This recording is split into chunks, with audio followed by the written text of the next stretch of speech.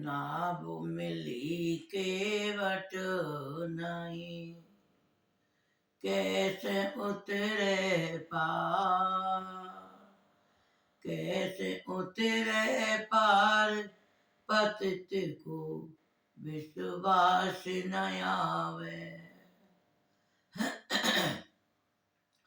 नाभ मिली केवट नहीं, कैसे उतरे पार, कैसे उतरे पार, पतित को विश्वास न आवे। डगमग डोले नाभ यार को, कैसे वो पावे, लगे नहीं बैराग यार, कहो कैसे वो पावे। गुरु की पहचान संगत जी, पलटू साहब की वाणी है। राज सिंह महाराज जी इस पे सत्संग कर रहे थे, उसमें से 2-4 बात मैंने पकड़ी है, वो तुम तक पहुंचा रही हूं, जो याद रही आई तो माफ करना। कह रहे हैं राज सिंह महाराज जी के नाव तो वहां पे दरिया के किनारे पे पड़ी है, नाव तो दरिया के किनारे पे पड़ी है और चलाने वाला केवट है नहीं, तो नाव कैसे पार पे पहुंच सकती है। जब नाव दरिया के किनारे पे पड़ी है, खड़ी है और चलाने वाला है नहीं, तो माफ करना वो नाव कैसे चले।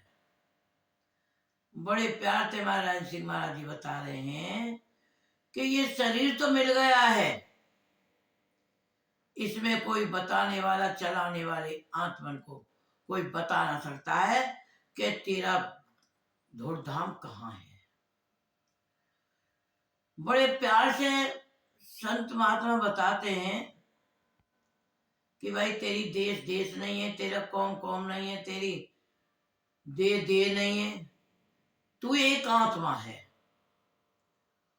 और तू एक आत्मा है तो जैसे नाव नहीं चल सकती है बिगर केवट के, तो ये आत्मा भी परमात्मा के पास नहीं पहुंच सकती है। इसको भी पहुंचाने वाला कोई गुरु चाहिए। माफ करना, अगर कोई गुरु न मिला तो ये डगमगाती रहेगी। नाव दरिया के बीच में नाव कैसी डगमगाती है। क्या होता है वो डगमगाती है, जब उसे कोई पकड़ने वाला नहीं होता, संभालने वाला नहीं होता, तो वो नाव डूब जाती है। इसी तरह से ही अगर हमें कोई संभालने वाला न मिला, कोई गुरु हमें नहीं करा, तो माफ करना हम भी गुरु परमात्मा से नहीं मिल सकते। अगर कोई गुरु नहीं हमने बनाया तो क्यों, गुरु ही तो हमें पार पे गिरेगा, गुरु ही तो मुक्ति दिलाएगा, गुरु ही तो दूरधाम पहुंचाएगा। बिगर गुरु के हम नहीं पहुंच सकते हैं।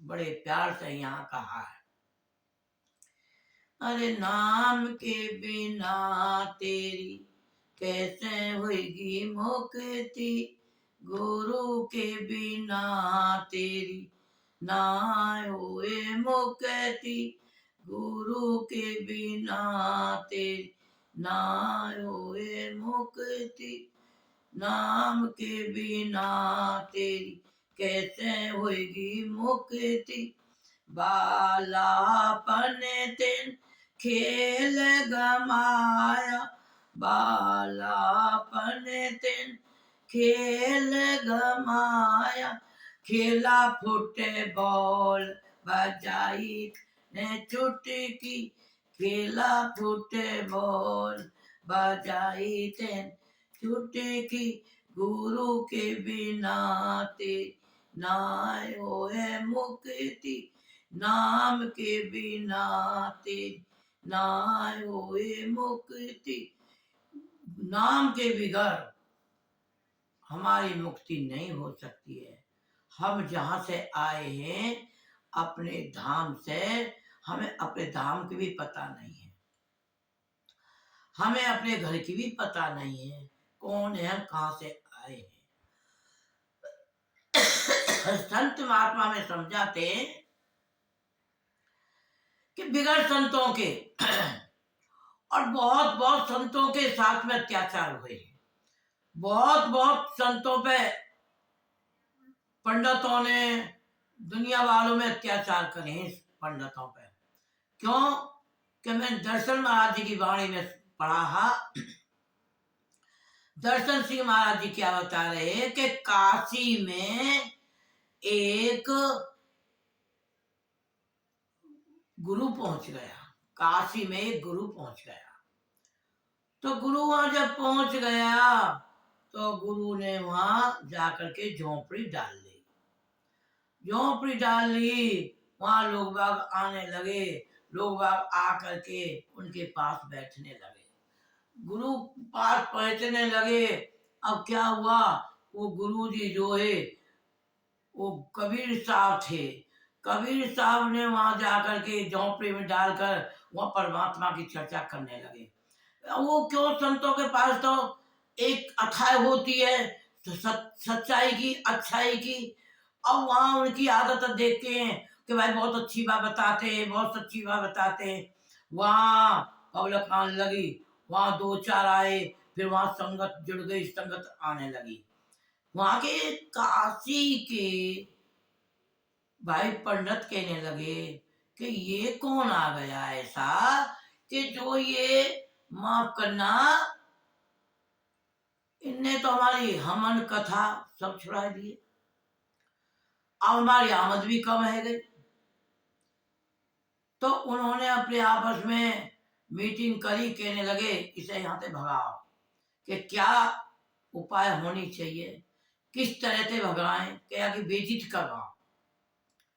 दर्शन सिंह महाराज जी की वाणी में लिखा हुआ है।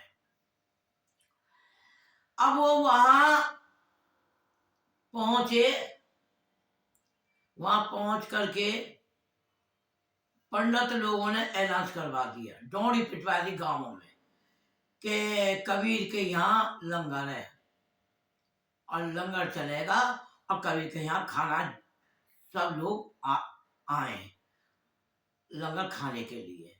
अब कबीर साहब को पता भी नहीं, वहां कबीर साहब की बेइज्जती करने की वजह से और पंडितों ने ऐलान करवा दिया। अब जब ऐलान करवा दिया, भाई वो तो खुद खुदा थे, खुद परमात्मा थे। अब क्या हुआ, दिन निकला, जट लोग बाग आने शुरू हो गए। कबीर साहब कहने लगे बस गांव में जुए होते हैं, वहां के मक्का के, ज्वार के, बाजरे के खेतों में जुए लगे होते हैं। जब कबीर साहब उसमें जाकर के भजन करने बैठ गए, अब वहां बैठ गए और काशी में पंडित देख रहे, तमाशा देख रहे, इसके यहाँ इंतजाम भी नहीं है और देख अब ये यहाँ से भगेगा, अब इसकी बेइज्जती हो गई। उन्होंने क्या करा काशी में, अब वो कबीर साहब बनकर, वो तो जुए में बैठ गए जाके भजन करने के लिए, अब कबीर साहब परमात्मा आकर बनकर और झट वहां काम शुरू करा दिया।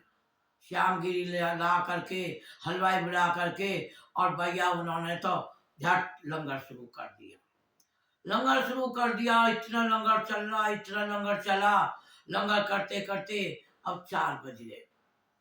4 बज गए तो 4 बजे कहने लगे कबीर साहब जुआ में थे, देखो मेरी कितनी बेइज्जती, मेरा परमात्मा कितनी कराता है मेरी बेइज्जती।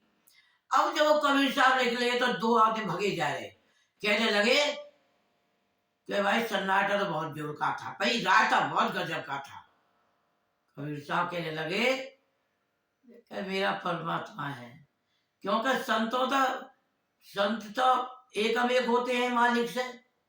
अब जाकर के देखे तो वो कबीर साहब उठ के ये जाए बैठे, काम वहां खूब लंगर चला, खूब पब्लिक ने खाया, लेकिन उस परमात्मा ने संतों की बेइज्जती नहीं होने।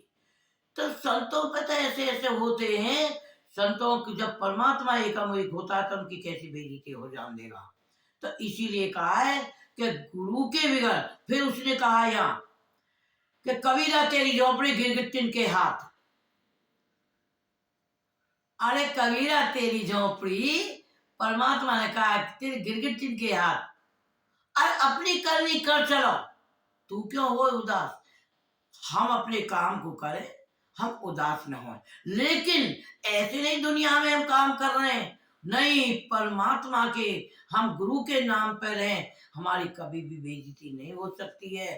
जैसे कबीर साहब के वहां में इसीलिए कहा कि नाम के बिगड़, गुरु के बिगड़ हमारी कहीं कोई नहीं मुक्ति हो सके, ना हमारी यहाँ बेइज्जती। क्यों? खुशी है तो गुरु के नाम में है। खुशी अपने अंदर माफ करना नहीं, अपने अंदर हमें धन से खुशी नहीं मिल सकती है, हमें पैसा से खुशी नहीं मिल सकती है, हमें खुशी काहे से मिलती है? केवल गुरु के नाम से। गुरु का नाम लेकर के माफ करना, वो ऐसा भी नहीं डॉक्टर कैसे दवा लाए आले में रख दी, नहीं, उसको इस्तेमाल करें, भजन करें।